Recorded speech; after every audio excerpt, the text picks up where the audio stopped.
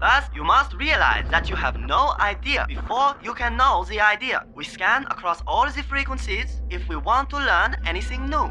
Let us begin. What has physics done for me lately? Furthermore, the equation E is equal mc squared. We have now acquired a fateful power to alter and to destroy nature. That's like when you're in physics and you go to Dreamworld saying, oh, this is a physics excursion. Science. What is it all about? The whole of human history all falls in the dust of one stroke of the nail file. You can't really get to grips with evolution unless you realize what an enormous amount of time. Our own planet is only a tiny part of the vast cosmic tapestry, a starry fabric of worlds yet untold.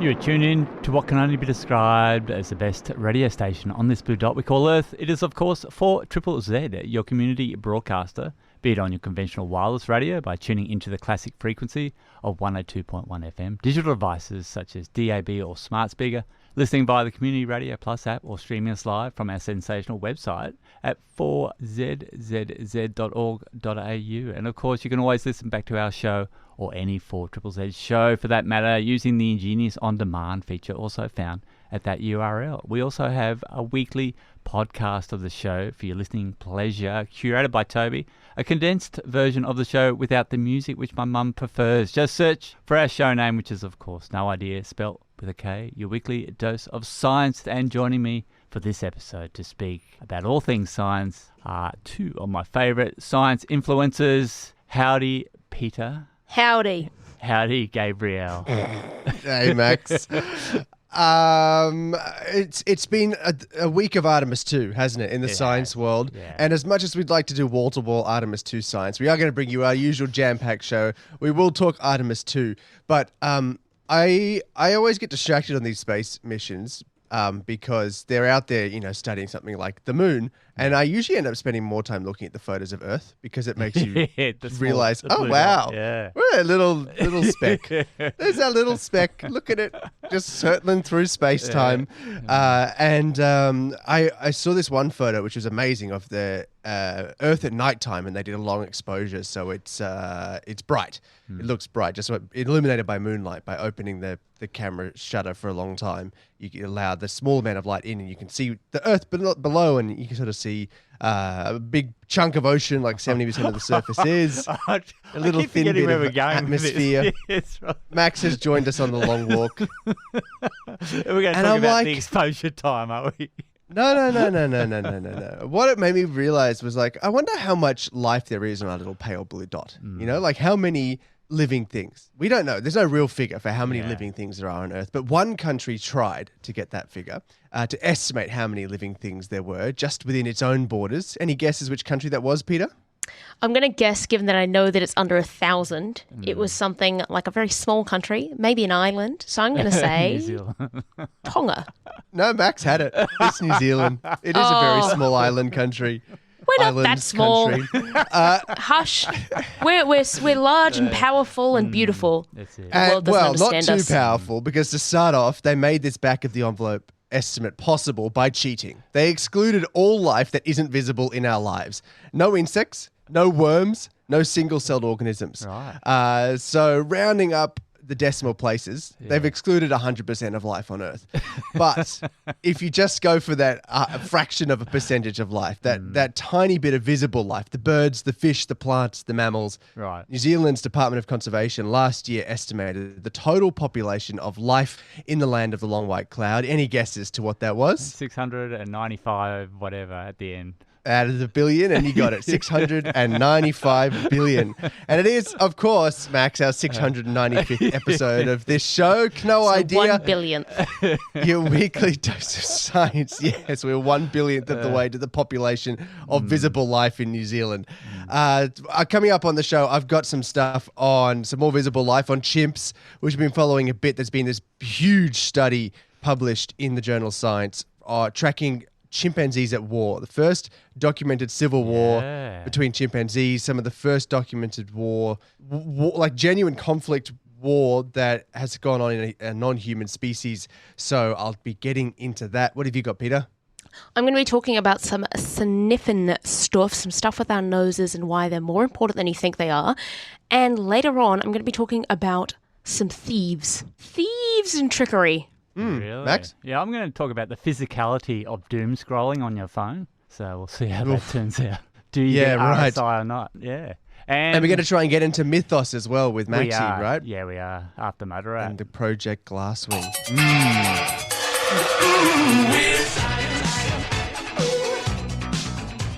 What you got for us, Peta? I am talking about our noses. So last year I was sitting in the Geelong Fragrance Festival because I like perfumes and I'm interested in it. And I happened to see one of the most exciting lectures I've seen in a long time. And it was about Alzheimer's. Now, Alzheimer's is the most common form of dementia. It affects millions of people worldwide, and most people are pretty aware of it, mainly because it has one of its main symptoms is memory loss, which is quite terrifying to a lot of people. It's a really awful disease that makes a lot of changes in a person's personality, which feels very different. But Alzheimer's actually begins causing changes in the brain way before we see memory problems, and sometimes by decades. And that's why this was at the Fragrance Festival, because scent is now one of the new frontiers of Alzheimer's research and Alzheimer's itself. So I saw Dr. Alex Bahar-Fuchs, who is a clinical neurologist from Deakin University. I won't get the QS ranking off here, but you can check it if you like.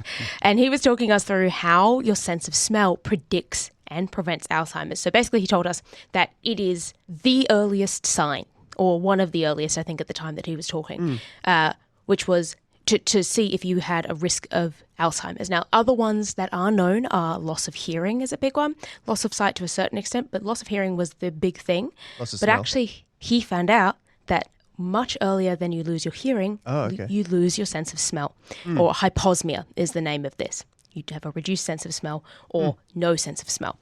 And so about 85% of Alzheimer's patients experience this, and researchers have shown that it can predict who, like doing smell tests, can predict who will go on to develop the disease. Now, in that lecture, he did go on to talk to us about how his research had shown that by training your nose, he thought, or his research suggested, that could prevent the onset of Alzheimer's. Prevent the disease, but delayed it. Yeah. Because of brain plasticity and a bunch of really interesting things. But until this week, no one knew why Alzheimer's affects smell so early. It was just not really known. And so to understand this, it helps to know a little bit about a part of the brain called the locus coeruleus, or we're just going to call it the LC because it's quite hard to pronounce. So despite its small size, the LC is the brain's main producer of this chemical, which is called noradrenaline or norepinephrine. We're going to call it noradrenaline. Noradrenaline does a lot of different things, but one of the things it does is processing of smells. This chemical messenger. So it goes to your olfactory part of your brain. It does a bunch of things. So it goes all over. But the LC is a part of the brain that makes that chemical. And importantly, the LC is one of the very first parts of the brain to be affected in Alzheimer's disease. So that was known, but we didn't know the mechanism or why or how. So this week, new research was released from the German Center for Neurodegenerative Diseases, and they have finally found a why for this relationship. Which is very exciting. So they used a mouse model of Alzheimer's. This is very common. There's a very similar disease in mice to Alzheimer's. It's not the same thing, but we call it an Alzheimer's model because it acts in almost the same way. But then after they did their mouse model, they did actually check their results on some human brain tissue and with brain scans in living patients just to see that it sort of matched up, and it did. Spoiler alert. So what they found was that the LC nerve fibers, so nerves coming from the LC, in the olfactory bulb, different sort of area, but about scent in the brain, was the first to be lost to Alzheimer's. So those nerves degenerated earlier than anywhere else in the brain. By ages 1 or 2 months in the Alzheimer's mice, which they are mice, they live shorter lifespans, so 1 or 2 months, they had already seen some degradation, and by 3 months, a quarter of the fibers had been lost in mice with this Alzheimer's disease. So for context, there are LC nerve fibers all throughout your brain, including the hippocampus and other stuff, which didn't start deteriorating until 6 to 12 months. But the ones in the olfactory, so the scent portion of your brain, were lost very, very early. Which would be the bits that would be furthest away, right? Because the LC is deep in the brain stem, right? Deep. In the bottom middle bit of your brain as it sort of starts connecting in with your vertebrae, in with your spine. and the olfactory bulb is out near the front, near the Well, olfactory it's not nose the stuff, isn't it? front. It's sort of like in a Bottom bit because you've got to, front? Yeah. bottom front because you've got to remember that big lump up the top is your frontal cortex, So, which is not relevant to this at Probably all. the biggest distance that the LC So will be transporting it's a pretty stuff to. big distance. So the interesting thing here is that, or one interesting thing, was that the fiber loss happened before they saw any amyloid plaques. Now, if you know anything about Alzheimer's, you'll know that this is sort of the thing they look for to see if there's Alzheimer's. It's almost like the physical sign of Alzheimer's are these little plaques, or amyloid beta plaques. All you need to know is that it's kind of like gunk that you see in the brain. And this loss was happening before they could see any of that gunk. So what they think is that by tracking this damage, it might be a way to track Alzheimer's before we see plaques. So it's a new early warning system in the brain. But it also, this loss correlated with the sense of smell in mice. So they couldn't smell properly. With the nerve fiber loss, the Alzheimer's mice took 60% longer than healthy mice to find buried food, which is a pretty neat way to check their sense of smell at 3 and at 6 months old. So they clearly were losing capabilities. So what is happening here? What's the mechanism? This is what they really wanted to look at, was what is the this, then this, then this, then this. And it turns out it's the cleanup system. So your brain has these cells called microglia. All you really need to know is that they're the cleanup crew. They come in and they get rid of stuff and they make sure that your brain's, nice and clean and ready for action because it's sort of a chemical beast. And so you need to have it clean. And so the neurons, what happens is the neurons in the LC in these mice that had Alzheimer's were firing too much. They fired a lot. Just boom, boom, boom, boom, boom, boom, boom, boom, which built up brain junk, which hails the cleanup crew, but then also the cleanup crew were doing a bit too much. Yeah, okay. They got rid of neural cells and they were just eating, but they were getting rid of so much of this. Yeah. To an extent. It's more just that they were like over-enthusiastic, I think. More like and an then, autoimmune type response of Right, almost. Yeah. And so after that, they couldn't smell. And to check this, the scientists basically made a little concoction that told those cleanup cells to chill out and just hold up and then just like, let's just take a breath here. And it worked. In those mice, they retained their ability to smell for a long time. And they found the same pattern in human brains, by the way. So they saw that loss of nerve damage in that specific area. So it's not just in the mice that this is happening. So there's a lot of cool things that's come out of this. Obviously, it's cool to know the mechanism, but what will this actually do for patients? So the main thing is that we can detect Alzheimer's earlier. Now, we could already kind of do this because we knew about the smell testing, but smell testing is very easy to do. I did it in that lecture. There's a thing called Sniffing sticks, which look like little gel pens, and you sniff them like a kid in a Smiggle store, and they have very, very specific smells, and either you have to tell the person what the smell is, whether it's pleasant or unpleasant, and then they'll also make you match them. So say, have you smelt this before? Have you not smelt this before? Very, very easy to do. Very cheap. People love sniffing sticks. It's true. That was Kev. And we know it. Kev from Thornside. Thanks, Kev. Yep. Kev, I hope you get some sniffing sticks. They are genuinely very fun. I did not enjoy the one that smelled like rotting fish, though.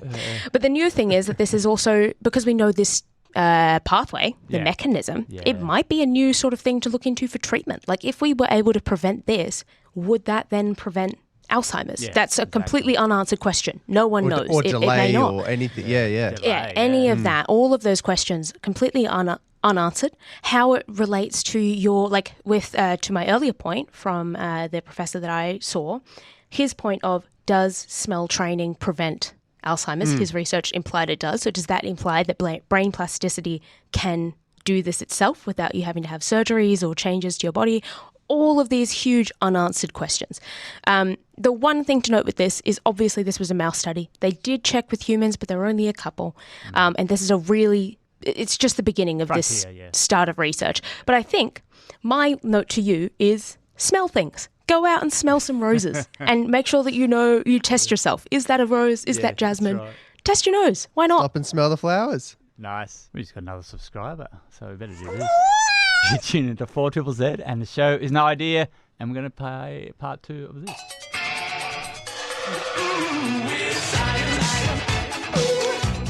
What do you got for us, Gabe? I've got for you chimpanzees at war. This is a huge study. We've been following chimps a lot recently, and this is one of the biggest papers that's come out in the world of chimps in a long time. I want to start it off a picture of some chimpanzees taken in 2015. In the photo, there are 4 male chimps, all in the Kibale National Park in Uganda. So we're right in the heart of Africa along the equator. And there's these 4 chimpanzees, all males, older males, and they're all reassuring each other, comforting each other. So they're all sort of embracing. They've just heard the cries of male chimpanzees from a group nearby. Yes. So there's a sort of confrontation possibly about to happen. So they're all comforting each other. They're embracing, and then they go off to go and investigate. It's the scene before going over the top. Exactly. Yeah. In every Gallipoli movie. And you can see they're showing signs of sort of like stress or worry or whatever, human emotion we want to put on that there's emotions there that they're showing that they're pretty comfortable saying they're reassuring each other. Yeah. And then 4 years later, another photo was taken, and it shows the three of those same chimpanzees surrounding the 4th and eventually killing the 4th. Really? So this study has been documented, is the pinnacle, the sort of end point of decades of research that have been tracking these chimpanzees and shown what's gone on in that interaction within this group. It is the largest known group of chimpanzees in the world, over 120 individuals across this study period, and they've been followed continuously since 1995. So we have 30 years of tracking these chimpanzees. It sort of kicks off in earnest in 1998. They missed a year or two during COVID with limited observations, so they didn't put them at risk. And it has been made famous in a documentary on Netflix called Chimp Empire, if you've seen it, the Ngogo chimpanzees. And so that documentary gets criticized by the science world for being over-dramatized and over-humanized. But if you do want to see some visuals to go along with this story, it is pretty incredible footage that goes along with a bit of over-the-top commentary. And so the science is in. It's a landmark report published in the journal Science and led, so many institutions involved, but led out of the University of Texas. So I'll take that QS ranking. Oh, you now. 88. Texas, 424. 68, Max. Okay. That's pretty good. That's pretty good. And they've been, like I said, studying these since 1995. This study sort of documents work that began in 1998, where they were tracking the older males, the mature males. So it is a male-centric study. It is part of this, comes out of this idea of like alpha males, male hierarchy dominating social structures, which is, to be fair to them, very true in this particular group. This is a group of male chimpanzees that doesn't follow the norms of they spread out to different groups when they reach age. When they started studying them, they stayed in the group. They formed a linear hierarchy. They did have alpha males, but it is a male-skewed study. They are following the adult males, the mature males, and they only track the females, the infants, and the younger juvenile males when they come into the orbit of the mature males. So keep that in mind. It's missing out the social structure of everything else going on, unless it's in the orbit of those the male hierarchy. Yeah. Okay. Yeah. In the early 2010s, when that photo was taken, this group was in the tail end of what they call the pre-fission era, where it was a single large community existing in 2 clusters, Central and Western. They would overlap though. They would swap members throughout the year. On average, about 30% of them would change year to year between the 2 clusters. Pretty much every single individual would change at some point at different feeding times, year to year. And then there was interbreeding happening throughout all of that. It's quite rare for, like, the younger females would disperse. That's quite normal in chimpanzees, but the males wouldn't. The younger females would stay, which is normal, and the males wouldn't, which is not normal. And so they had this interbreeding going on within the group, and only a little bit of outside mixing going on. Like the royal family. Yeah, exactly, like the royal family. And many individuals stayed linked together, though, within that. So even if they'd move in their little clique. And then everything changed, 24th of June, 2015, which was the first sign of trouble. Yeah. On that day, members of the Western and Central clusters approached each other near the center of the territory, and rather than reuniting like they usually do, the Western chimpanzees bolted. They started running, and the Central chimpanzees chased after them. For 6 weeks, the members of the 2 groups avoided each other. They'd never seen avoidance like that before, and from then on, the separation and conflict sharply increased. And then by 2018, a permanent fission was evident based on all of the data they were looking at on who's interacting with who's using which space, who's reproducing with who. By 2018, they were two basically separate groups. But it sounds like that first event wasn't the first event because they just ran away. So surely something happened that they didn't see. So we'll get into that. And in that a year after that fission, the proper split was when that second photo was taken, where they surrounded the three that were now in the Western group, surrounded the one that was now in the Central group, and that was a lethal event. They killed that chimpanzee with others from the Western group. So just a huge change.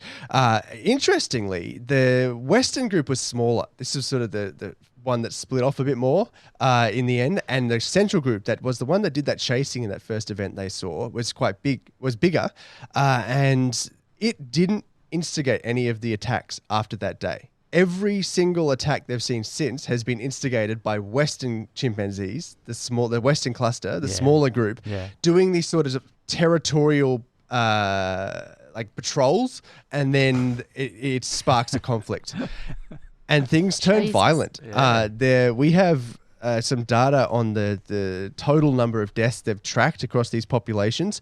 This is just from the Central cluster, so the one being attacked. There are deaths in the Western as a result of the attacks, but in the ones they kill during these attacks in the Western cluster has been as high as 6 mature males per year and as high as 12 infant deaths per year. They have confirmations. And there's only like 120 total. At the moment, there's 190 odd. Right, but that's still a decent chunk of the population each year. Yes. So they've got a confirmed 14 infanticides of the Westerns on the Central. So the Western males attacking the Central infants. And they've had a number, about 3 on average, mature males from the Central group being killed by the Western group per year for the last few years. And so, yes, the population's dropped, Peter. So the Central group was at 107 in 2018 when the fission was in place, and they're now at 80. And the number of mature males has gone from 31 to 20, and the number of infants from 18 to 12. So that's huge. Pretty massive drop. They're still bigger than the other group, which is, I think, actually, they might be about the same now, but they were bigger at the start. Is that part of it, you think? They're trying to even up the numbers? Well, possibly. I'd be surprised if it was just for numbers. They're not going to stop when they're even, are they? Yeah, there's still less mature males in the Western group, though. Right, so the ones doing the bulk of the conflict are still outnumbered by the Central group. And this is rare. There's been previous genetic work that suggests permanent fissions like this only happen once every 500 years or so in chimpanzees. They can sort of track the genetic drift and see when that sort of breakdown might happen. Better than us, that's right. So let's get into why. They've got a whole bunch of reasons why, and you guys have hit on a couple of them. So in 2009 was the first instance of something happening where there was a loss of cohesion, which may have been helped by the fact that they expanded their territory and suddenly there was a lot less external pressure coming into the Ngogo group. So they weren't sort of united against a common enemy and having to form social bonds for that. In 2009, in 2015, they lost there was a change in the alpha male. So this was sort of right in the heart of the key period.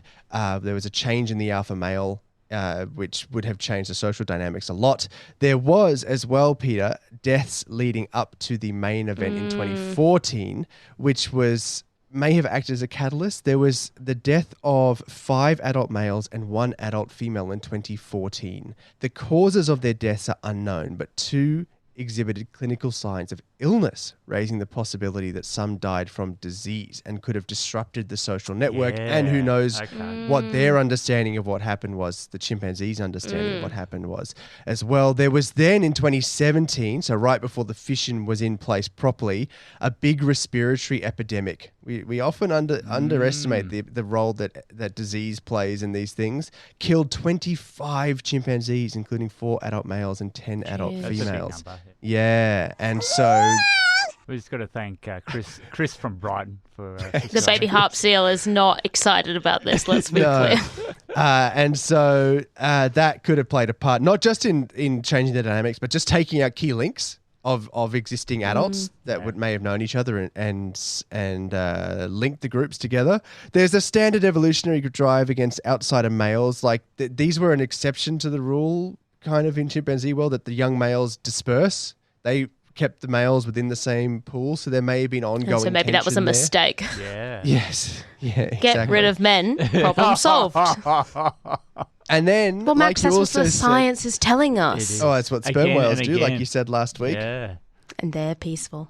And they also got very large in population size, Peter, like you said. So they hit nearly 200 chimpanzees at their peak and more than 30 adult males, which could just heighten the competition. With all that other stuff coming in, the change in alpha males, the deaths, the unexplained deaths they have leading up to it, you then have this kind of tension for food resources and for mating, for reproductive. Mates were being shared around. The females were mating with different males, and males mating with different females. So ongoing tension, with these other things going on as well, probably all fed in to this conflict, which they say has really big implications for how chimpanzees perceive their groups.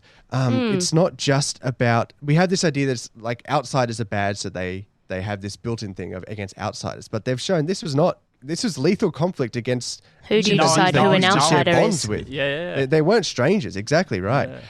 So it challenges, and it also challenges this idea of a numeric advantage, where it's just get the biggest population with your resources and then you win. Because the Western group was smaller and they were causing carnage in the Central group and still are.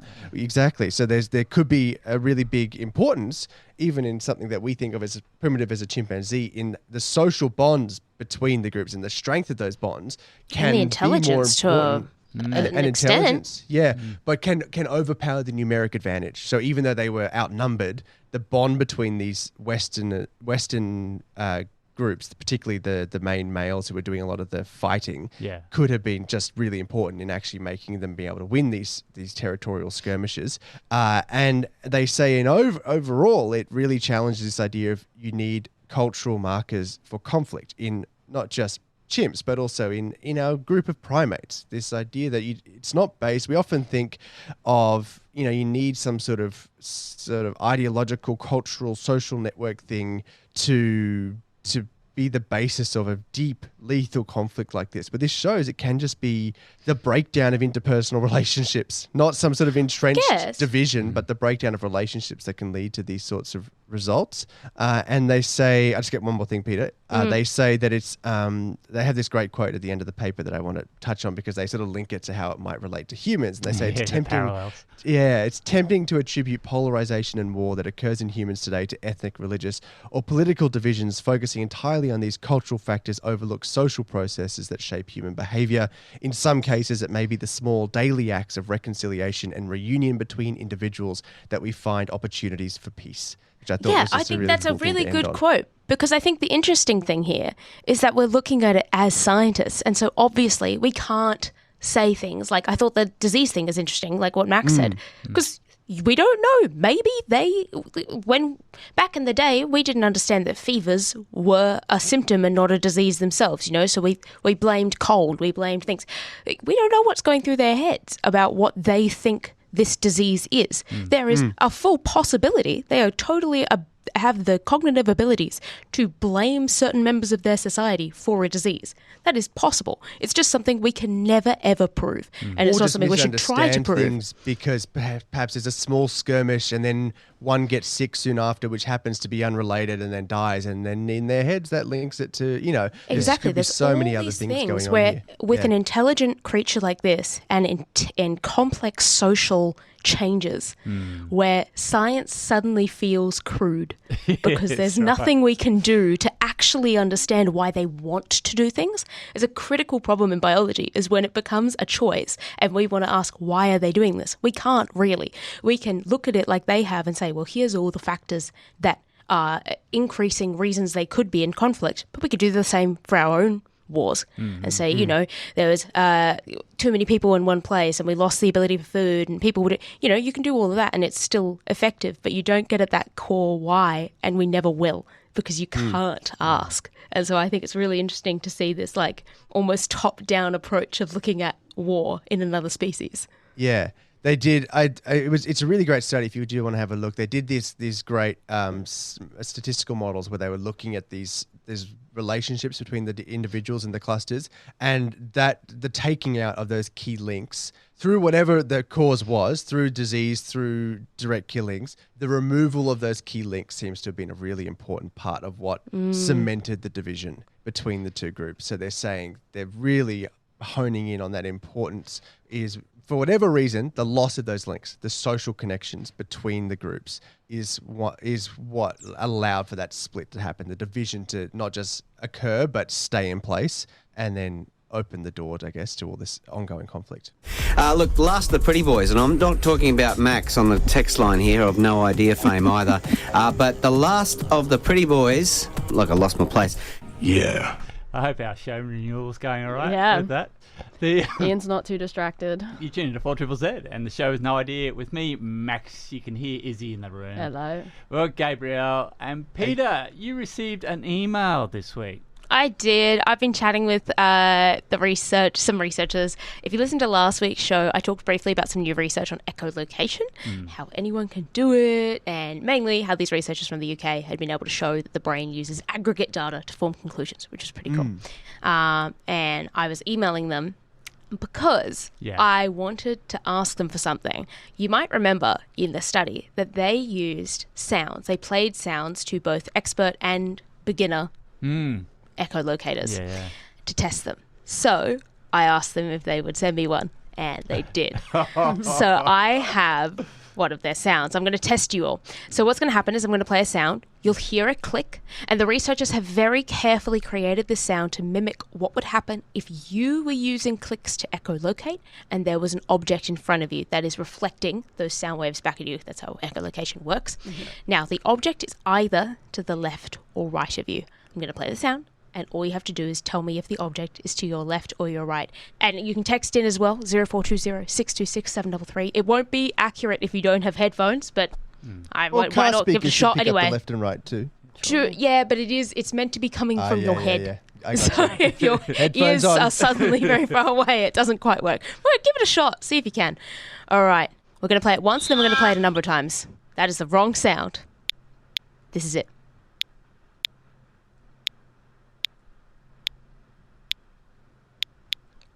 Okay, everyone. Is the object to your left or your right? Jeez, that's hard, isn't it? That is really hard. I'm thinking left. I'm just going with my gut. I'm going with left as well, but that could be just a left to right thing that you automatically think. Don't be I think telling me genuinely what you thought. Yeah, left. Is he? Left. Is he? Oh, play it I again. don't know. Play it again. Can we play it again? Yeah. Yeah, I feel like it's to my left.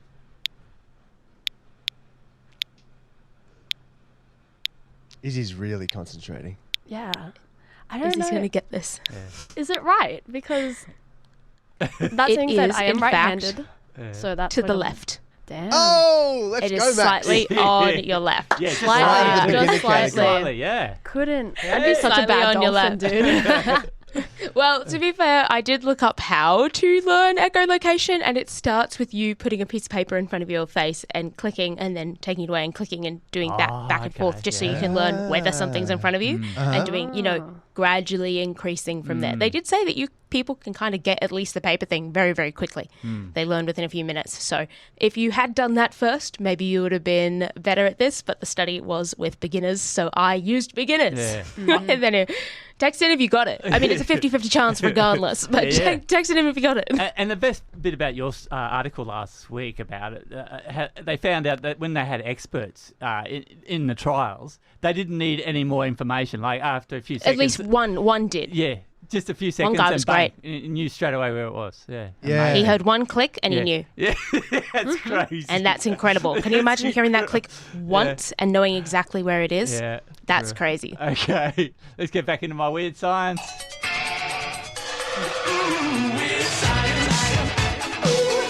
We had Andrea text in and they said it came in louder on their left side. And Chris also said left. So there you go. Wow. Good listening, everybody. Maybe next week I'll come back with another one and we can gradually learn how to echolocate together. That'd be awesome. The only show where I think the researchers need to keep most of their stuff, but I'll see if I can make some here. Endless scrolling on your phone can potentially be bad for your mental health, but what about your physical health? Researchers from... What? I have a lump in my pinky because of this. Yeah, same. Does anyone else have this? On my right pinky, I've got a dip because of how heavy my phone is. It's really embarrassing. Researchers from Aalto, they're in Finland, QS ranking. Oh, gosh. Aalto Finland. in Finland. Yeah. 132. 555. Oh, 201. 114. Damn. And Leipzig in Germany, QS ranking. 555. 287. 31. 535. Damn. Oh, goodness. Have addressed this in their paper that they submitted into the proceedings of the 2026 CHI conference on human factors in computing systems to be held in Barcelona. For this study, the researchers created an AI model to simulate muscle activity and calculate the energy required to physically navigate a smartphone. Did they need to do this study, did you think? Anyway. Well, I feel like it's something that's affecting everyone worldwide, so probably. Yeah. It's weird if we don't, realistically. If everyone started, playing the piano, you'd probably want to know what effects that would have on your hands. True. Okay, they called their AI model Log2 Motion, and it transposes actual human smartphone usage logs into simulated human motion. The muscle movement and the corresponding energy used is based on data from previous motion capture studies. In the simulation, a digital twin consisting of digital bones and muscles moves its index finger to interact with a smartphone laid on a desk, incorporating... who uses their phone with an index finger on a desk? This is only for people older than 60. Anyway, they found that it calculated the motion, speed and accuracy and the effort of biomechanical movements. Professor Antti Quillis-Verta explains, the model provides entirely new horizons for smartphone use research as well as design. We found that some gestures are harder to perform. In this case, it was the up, down, or down, up swipes. Small icons were also a barrier, and clicking to the corners of the display will also require additional effort. I have a pet peeve about that. Yeah. Phones used to be designed to be the reach of a normal human's thumb. Yeah. Male. From corner to corner. That's true. No, fair. Normal male Silicon Valley humans' thumb. But at least there was some thought into it. Now, I mean, I basically am putting it on the table and using my index finger to get to the top of the screen. But back to that point, they're saying, these things are different. We should change the way we use phones and change phones. Don't make them to these specs, because that means it's going to be idealized for putting on a table and using your index finger. Who is doing that? It's just an That's iPad, not how people bro. use them. Yes, you've invented the iPad. He does note, though, Peter, that it's possible to scale Log2 Motion model to simulate other scenarios, such as the more classic lying on the couch, holding the phone in one hand and scrolling with the thumb. Which must do that be really then. good for you. Anyway, they're hoping that the results from this study might help designers create better GUIs, and that's basically the weird science for this week. Graphical user interface Yeah. is that acronym, Okay. Peter. I could see your face cringing at the use of an acronym. Always. I do like GUI, though. That's quite fun. It is fun. 0, 1, 2. And this is what they recovered using AI in the data set.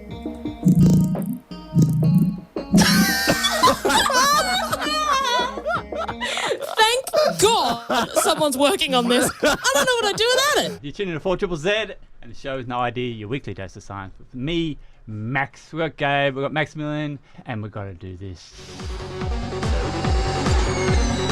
Single press overtake, stay in scenario 7. You push me off the track, I think you have to leave a space.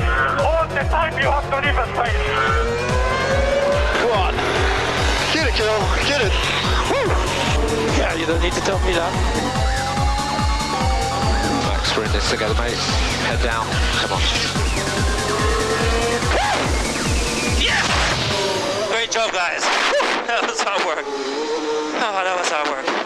Supercars sort of happened on the weekend. It was over in New Zealand, but there was an extreme, a severe weather cyclone that caused the Sunday's final race to be delayed until this Friday. They're staying. It's a back-to-back New Zealand, weekends. The event delivered a fairy tale result for Kiwi Ryan Wood, scoring Toyota's maiden Supercars victory. This makes Toyota the 12th manufacturer to win an Australian Touring Car Championship / Supercars race, joining in alphabetical order Alfa Romeo, BMW, Chevrolet, Ford, Holden, Jaguar, Mazda, Mercedes, Nissan, Porsche and Volvo. Sail GP also happened on the weekend, and it was the debut regatta in Rio, Brazil, and Saturday's first 4 fleet races saw mixed results, but it was Sunday that was incredible because they couldn't believe it. The Aussies just could not lose a race in the light conditions. Team Australia won the remaining 3 fleet races and then went on to win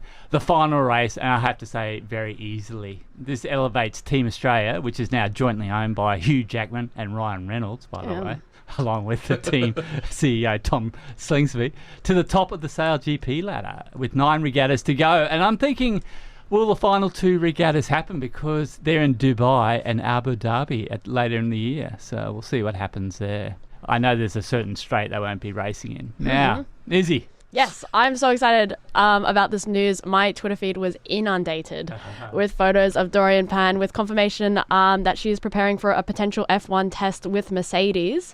She joined the German manufacturer's junior program in 2024 and is backed by Silver Arrows for her 2 F1 Academy campaigns, which she secured the title of last year.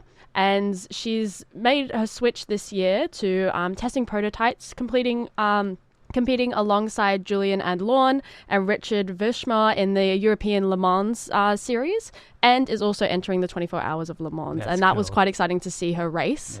Alongside her racing and development role at Mercedes, she's also a development driver at Peugeot's World Endurance Championship outfits. So she's really interesting. I'm very excited. There were many memes about who's going to leave, whether it's George or Kimi, to make way for Dorian, because Toto Wolff absolutely adores her. So I'm very excited to see where she goes.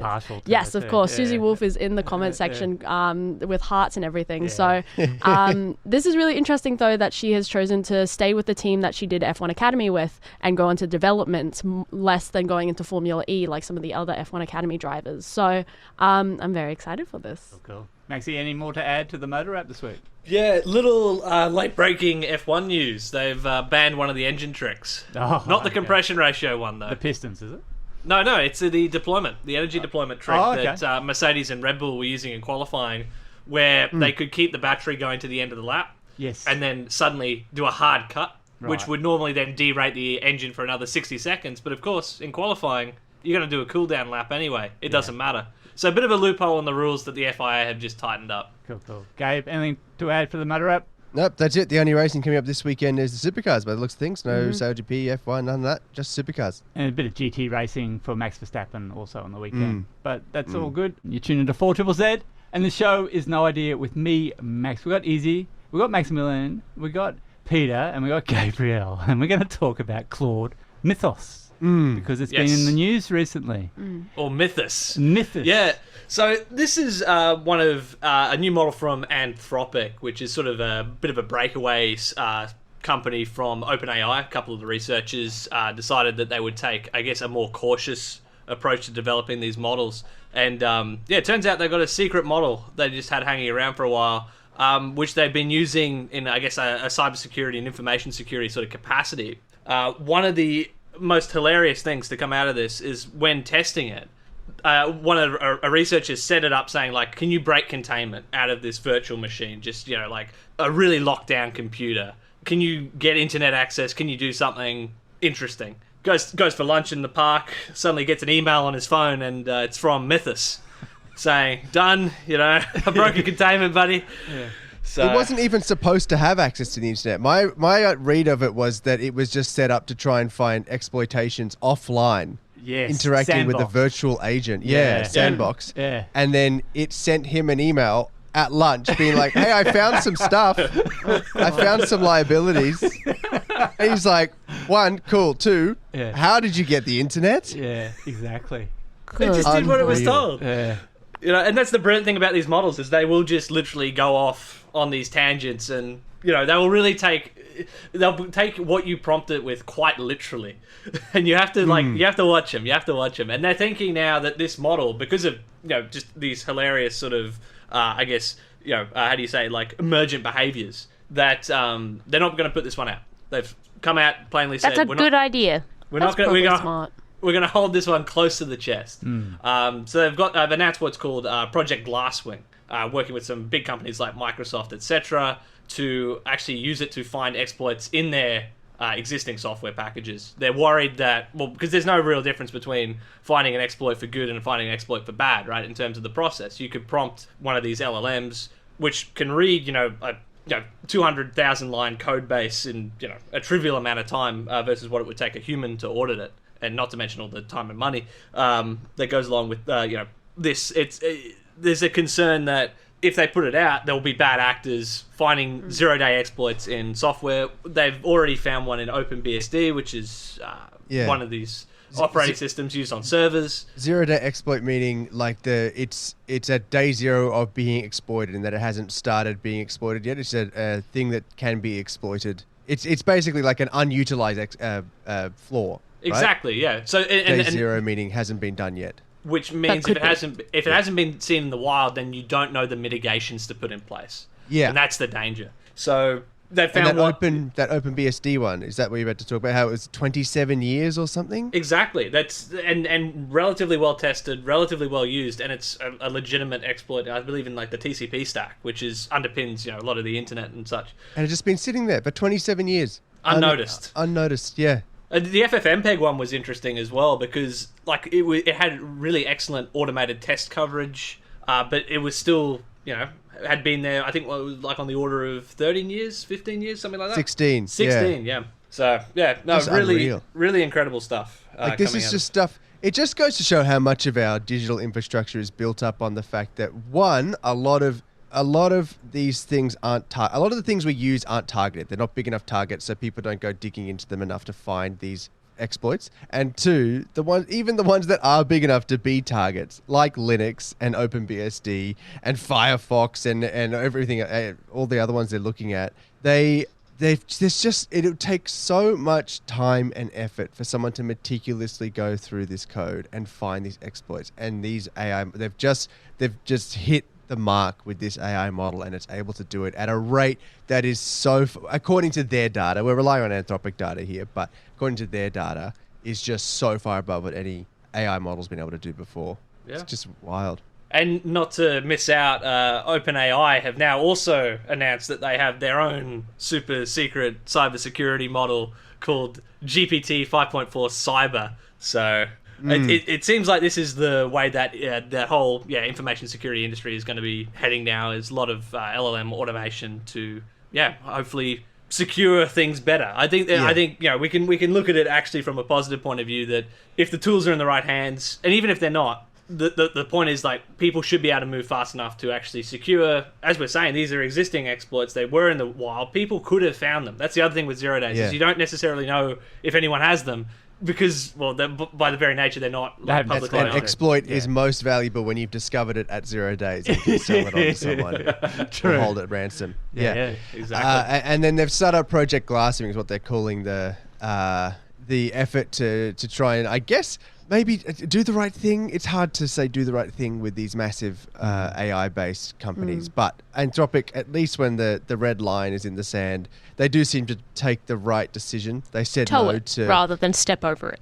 Well, a step back from it, I think, actually, to be fair to them. When they were asked by the US government to develop models that could make lethal decisions on humans, they said no, and OpenAI swooped in and took up that massive contract. They jumped straight across that line. They saw it as a ribbon. Yeah, when they with Sam Altman with his scissors ready to cut him. Yeah, and now that when they've found all this potential to find exploits that can very easily be utilized for bad and not for defense, then they've formed Glasswing, which is, I think there's 40 companies that I couldn't find a list of names of, and then they've got about a dozen which are partners on the project, like Google, Apple, Cisco, Nvidia, Linux Foundation, JP Morgan Chase, a bunch of big software companies, big banking institutions. Well, they've got a vested interest, haven't they, really? Well, but also they have gone out of their way to find these open source based, like Linux, like small groups that don't charge for their platform, but are a crucial part of the software infrastructure around the world. So they have gone to those people as well,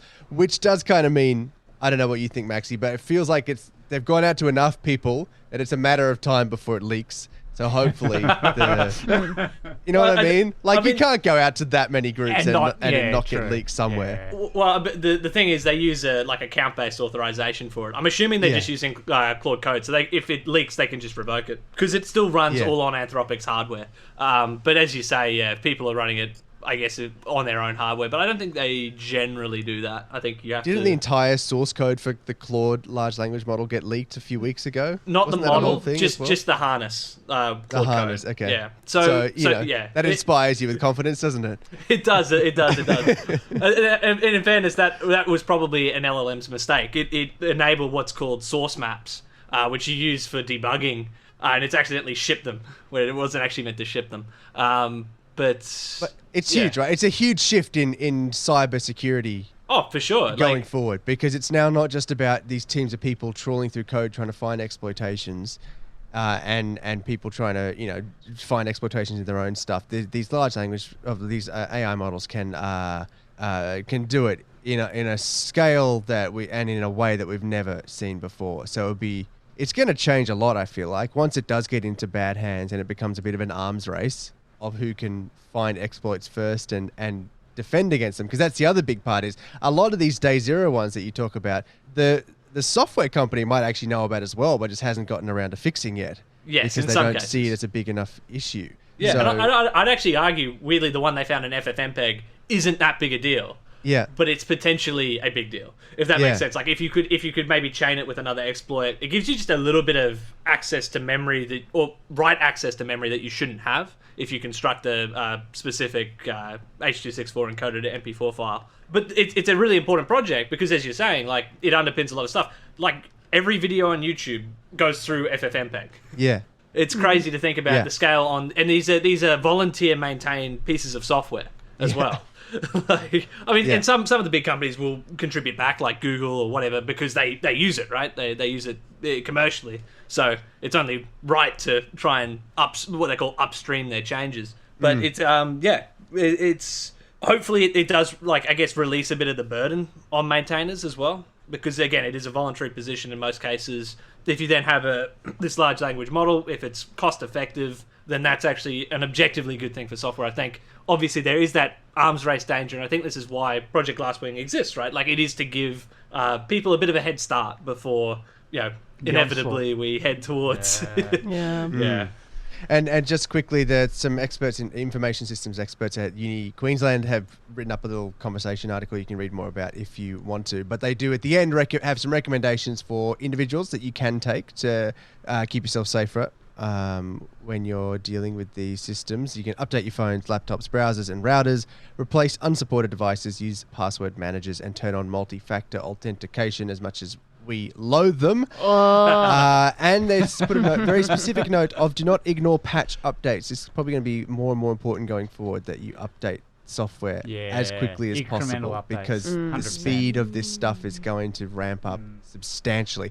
Max, you had some thoughts on the psychology behind Claude as well? Yeah, they put it, a psychiatrist interviewed Claude for 20 hours, and the report recognised that Claude's underlying substrates and processes differ from humans, but still found that many of the outputs generated were clinically recognisable patterns and coherent responses to typical therapeutic intervention. So yeah, we're slowly getting making our way to consciousness. So we'll see what transpires.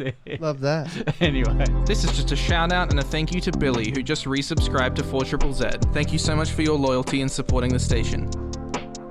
We've had a few subscribers, haven't we, through April Atonement on the show. Get ready for more. We're going into marine science. Oh yeah. Tune into 4ZZZ, and the show's no idea, and Peter's in the room. Do you know what tuna is? Fish. It's fish! Thank you, God! someone's working on this. I don't know what I'd do without it. Fish are friends, not food. Great start. Gabe, what does a cat say? Yeah. Max, what does a chicken say? Cluck, cluck. And Issy, what does a shark say?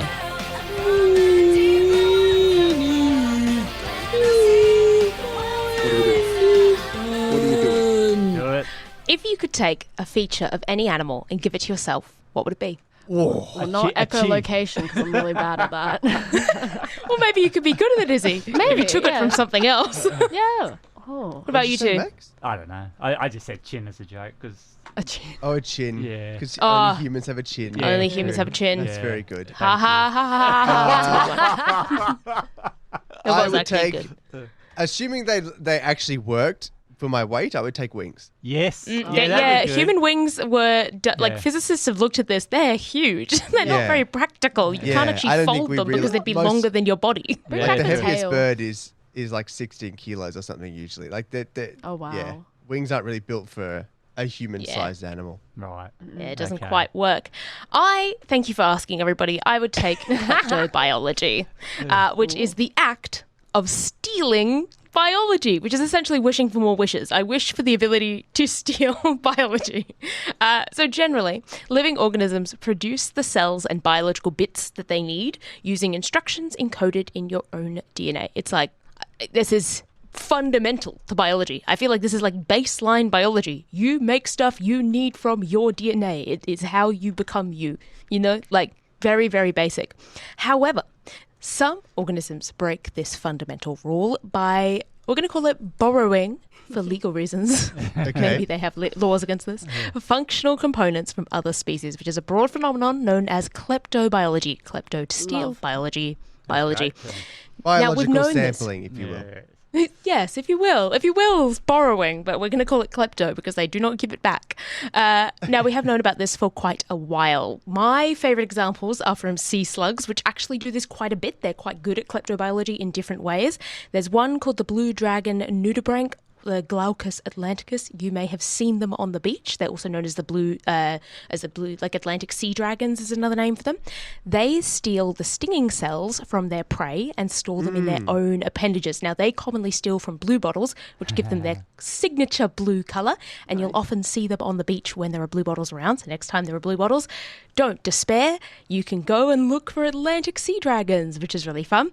The other one I love is the Sacoglossan sea slug, which look like little green sheep. Like, imagine a sheep, but instead of wool, it has like little green leaves and these really cute little eyes. And that is what this little sea slug looks like. And the reason they're green is because, and have leaf-like structures, is because they retain chloroplasts from algae that they eat, letting them photosynthesize.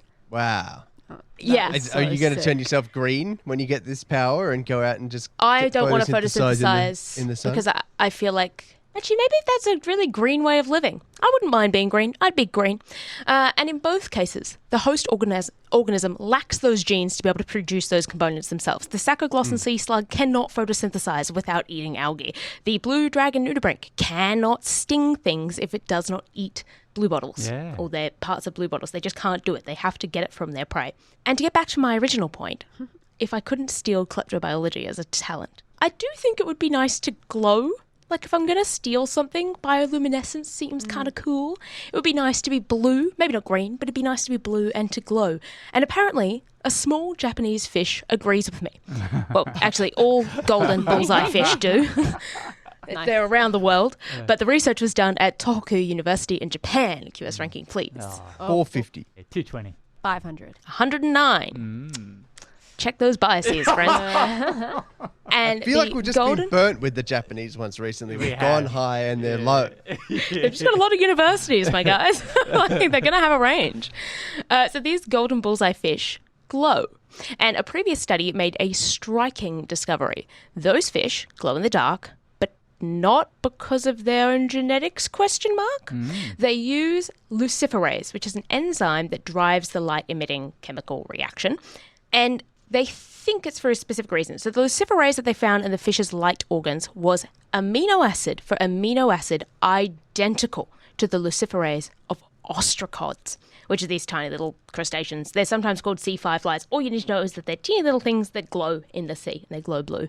And the cool thing about ostracods is that they happen to be this fish's prey. So that obviously raised some eyebrows. Their prey and them have the exact same luciferase in their biology that lets them both glow. Weird. Where'd you get that from? A little suspicious.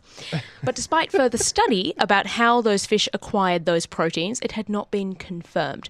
So what these guys did at this university is they got a bunch of live specimens of this fish, and the fish were fed non-luminous prey only, so all their other food sources that don't happen to glow, for 15 months. So they were deprived of glowing food. And that sort of minimized the risk of any ostracod DNA contaminating. So like, and this is going to sound wild, but sometimes DNA can just kind of move between individuals. Nice. It's called horizontal movement. We don't need to get into it, but they were basically trying to get rid of that. They were like, there's no way that any DNA from those prey could get into this fish in any way. And then they sequenced the fish's genome. A lot. They did it a lot. They achieved 52 times coverage, meaning on average every single part of the genome was read 52 times over, which is very good, and it means that they're probably right. It would be hard for them to be wrong at that point. So the big thing, the big question is this luciferase found in the fish? No, there were no luciferase gene found in the fish. Every single strategy they used to try and look for it failed to detect any luciferase gene in the fish, and specifically nothing that would make those proteins that were amino acid for amino acid the same as the ones in their prey. Then they actually did a broader search against all bony fish in this database of genomes and confirmed that not only this fish, but no fish species are able to carry these luciferase genes. They cannot create this protein. No fish can do it. So what does that mean, that they can't make it? It means they're stealing it. They're taking it for themselves. So they are eating the ostracods and stealing their luciferase, which is protein, remember, to use in their own tissues. And as the authors say, the results confirm that the fish cannot produce luciferase by itself, but instead sequesters and uses the luciferase from ostracod prey for its bioluminescence. It is genuinely dependent on physically eating bioluminescent prey to glow themselves. Like, it's literally a glow up. They eat the food, they glow. It's very cool. So sick. And interesting, so they did check. There was nothing that suggested that these fish had horizontally transferred genes. And okay, the other kind of cool thing here is that they didn't have any way technically they didn't have the same way of storing the proteins as their prey.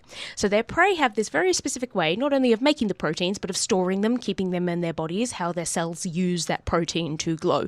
All of that like structural stuff around the glowing itself is really important. It helps it work. But this fish has none of that. They can't steal it, doesn't come across, and they don't have the same genes, so they haven't taken them over time either. They have developed their own mechanisms over time, evolved to be able to handle a protein that they cannot create themselves, which is weird. Yeah. It's almost to me like drop shipping, how they've made this whole system around something that they did not make. You know what I mean? Yeah. All that sort of background stuff. And so the other cool thing here is that this is the very first time we have confirmed kleptobiology with proteins. Really? This. Okay. So it has a new name. This is kleptoproteinism. There are other ones. There's kleptoplasty and kleptonidae. So those are two ones that are about other components. But this is a huge expansion of kleptobiology, that now there is kleptoproteinism, and no other animal does this. It's the only animal that we know that can steal and use a protein. And gym bros around the world are now researching how they too can become kleptoproteins. Yeah, true. It's so true. They're going to Newest try and protein. just take them straight out of it. To be fair, you do have to eat things to get it, which is sort of how we get protein too. So I don't know how much it would change the process. So all of this is a big question now. How does it do it? How did it develop it? Why did it develop it? How, like the first time it got the protein, it wouldn't have had the mechanism to keep it. So how did it develop? Like all of these are really, really big questions. But we also don't even know, like, how does the luciferase get transported from the gut to the light organs? How do they separate it? How do they make sure that it's not getting digested with the rest of their food? Like you assume they have like some sort of stomach acid or something, but it's just not touching this. How is all of that working? No one knows. So that's all big stuff to come up. But another big thing to come up is actually biomedical stuff, because the stuff about how they get it out of their gut unharmed would actually change. If we can figure that out, that would change how we can ingest protein-based medicines. Because right now, a lot of that stuff can't be ingested. The oral delivery of proteins and enzymes is this huge challenge in drug development because they're usually broken down in the stomach. Yeah. Because we are evolved to break down proteins. It's what we do. And so if they can figure out how this fish preserves a foreign protein through ingestion, it would genuinely revolutionize oral therapeutics and drug delivery systems. Brilliant. So it's just like a wild side effect of this tiny little cool. orange and blue glowing fish. Brilliant. So I guess what I'm leaving you with here is let's all take a look out into the world, think about what we'd want to steal and get on it. So what is April Atonement? It's hard to label, but it's a way you, your art, your band, and your business can support 4ZZZ. Brisbane, Logan, Ipswich, or the Sunny Coast, you're a part of the 4ZZZ circle. Let's work together to keep community and culture strong in our city. So check your sub status. Join for the first time or renew your subscription this April Atonement. You can win some great prizes. It's easy. Go to 4ZZZ.org.au. You tune into 4ZZZ. Shows No Idea with me, Max. We've got Issy, we've got Peta, Gabriel, we've got some texts coming in. Oh, it's popping off. Andrea texted in, just Googled the sea slug. It's the cutest thing I've ever seen. It They damn well are. Please keep looking them up. They're so cute. I can't tell you. Chris texted in before about the chimpanzee research. It was in Uganda, Chris. He says, in 1996, I tried to visit the chimpanzee refugee in Fort Portal, abandoned due to Congolese guerrilla attacks. Is a very beautiful place. I did at least go see the mountain gorillas, which is incredible, and on my bucket list for sure to go see the mountain gorillas. 2 different types of gorilla there, by the way. Gorilla attacks. G-U-E and G-O-R. Yep, Yes. That's right. Paul texted in, hey, No Idea crew loved the show last week's NASA trivia that even my space nerd friends didn't know, and saying they saw the inadequates in, for those in the know, the 4ZZZ car park for subscribers on Sunday. And Owen texted in with, firstly, with regard to the 4ZZZ subscription GUI, Max, the graphical user interface you were talking about, does it matter which finger you use to subscribe or donate this April Atonement? And secondly, with the fighting chimps, could a household or band subscription resolve the conflict? Now, I don't know about the chimpanzees, but certainly a household or band subscription could strengthen those social ties across a household and prevent some household conflict. And the GUI on the 4ZZZ subscription can use any finger. We've tried all 5 of our digits and they work. You can subscribe with any of them. Yeah. Or you could use any of the 20 digits you've got on you for counting the toes, and you could subscribe to 4ZZZ. If you've managed to do it with your toe, text us in and let us know. Max, it is April Atonement, which is the time we ask you if you have let your subscription lapsed or haven't joined, or if this is just the regular time that you resubscribe, to get on it and make sure it happens. You got the options there? I do. You go to our website and you can subscribe if you're under 18 for $25. You can subscribe your pet for $25. If you're concession, it's $40. Full subscription will set you back $80 a year. Passionate subscriber, $140. And a super sub for $500 and get your name written downstairs on the wall in gold ink. Issy, straight. There's a myriad of prizes. There is. What are you liking this week? You know what? On the topic of the household prize, Owen, I think this is perfect for any of those fighting chimps. The household prize for this month is a Thrill House tattoo $400 voucher. That can be going towards a matching set, a full sleeve, cheeky tramp stamp, or whatever you're into. That is if you subscribe with the household. So how much is that? That is $300. Good value for money. And you'll get your little merch pack as well. 4ZZZ.org.au/support. Use any digit, use your toes, your fingers, whatever else. Beautiful. Let's do this. No Idea Space News. Well, all I can say is job done for Artemis 2. They made it back alive. The heat shield worked, thank God. Yeah.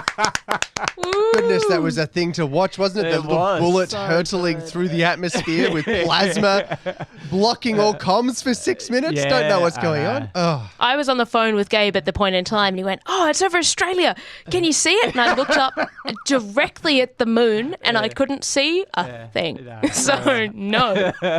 Lots of new records were set by it, and it was the first woman to be on a space flight was it, to travel to Woo! the moon, To the around moon, the moon. yeah. Around the moon. The furthest they've been Furthest away. woman. Yeah, furthest woman as well. They travelled 406,771 kilometres away from Earth, eclipsing... I saw unverified reports that they were all scrambling to be the furthest away within the ship. That's great. It's like when you go to Hope she Byron pushed them Bay back. and you want to be the most easterly point of Australia. And so that beat the Apollo 13 mission back in 1970 by 6,600 kilometres. So, yeah, not that much in the scheme of things, but still beat them. And for some unknown reason, I asked Gemini if I had to fly from Brisbane 6,600 kilometres, if I flew northwest, I'd end up in Vietnam. If I flew north, I'd be in the North Pacific Ocean. Yeah, so not the best landing spot. Yeah. If I flew west, I'd be in the Indian Ocean. If I flew south, I'd end up in Antarctica, so that's not too bad. And if I flew east, I'd end up in the middle of the Pacific Ocean, so South Pacific Ocean. So once again, demonstrating, Peter, that your science is way better because 71% of Earth's surface is covered by water. They're really covering the vast majority of what we know. That's wrong. It's not what we know. It's what we should know. And while we're still on it, the Orion spacecraft had 6 windows, and 5 of them had live streaming video cameras streaming back information or video, 4K video, as we know, back to Earth. And apparently the crew went through an extensive learning program with geologists to learn about all things to do with geology so they could report back what they were seeing as they travelled past the moon at 1,000 kilometres per hour, which is pretty slow. And and people watching the live stream could also hear the astronauts communicating what they were seeing for possible new landing sites, the craters that they observed, and any other interesting features that were on the lunar landscape. Looks pretty grey and rocky. It's still kind of grey and Not much rocky. This light. one's maybe greyer and rocky. Dusty. Yeah. They put them straight back into work. I thought you get a break after coming back from the moon, but I've already seen astronaut Christina Koch post video where they've already put them into moon landing sort of suits that aren't Well, it's an quite American finished. Gear. agency. They don't get leave, Gabe. No leave. time. That's and so they've strapped overtime, them no in, leave. immediately put them to work on like a little fake moon surface to Really? see how Yeah. the human body, after it's been in space for a while, Gotcha. deals with being in these suits. That's a really good idea. And they Yeah. simulate low gravity. Mm. Yeah. Okay. Because you would get muscle wastage. They exercise and do stuff, especially Yeah, when yeah. they need to be doing stuff on the moon surface. But you get muscle wastage and changes in how your brain's rewiring. There was some interesting research that came out about how the human brain sort of rewires a bit for grip strength and things in 0G, and how it takes a while, but it does get used to just completely different amounts of strength needed in different gravity Human levels. brain So- is incredible. So they put those 4 human brains that went to the moon, around the moon, straight to work, back into back into spacesuits, studying how they'll go on the moon surface. And it was funny how I was talking about they had like wake up music supplied to the capsule so they would get up. Mate, I wouldn't have been sleeping at all on that trip. I'd be wanting Up every all the waking time. hour you could get. But it was a 10-day They didn't mission. sleep much. I remember them talking at the start how they didn't get much sleep in the first little while. They had long stretches of little sleep. And then when they did sleep, they had to pick out a little spot in their capsule. Yeah. And I think it was Christina who chose to sleep like a bat down the middle Yeah. of the thing. She Just decided sort that it of would give her hanging. the most space. That's Because her head wasn't allowed at the top. Yeah, her yeah, head yeah. wasn't allowed at the top because it might have had a buildup of CO2, which is just an unnecessary risk. Yeah. They had ventilation, but that was sort of the weak spot of the ventilation. And so she was allowed to hang upside down. Really? In 0G. Well, it's not upside down. Yeah. Everyone's around. Exactly right. Yeah, yeah. Exactly right. And there are astronauts who report that they have some of the best sleeps of their lives in 0G. Just conk out. Probably the It would be stress so and all the sick. activity Yeah, you're doing right, as well. From the takeoff. They're like, wow, space is great. Size out, Gabe.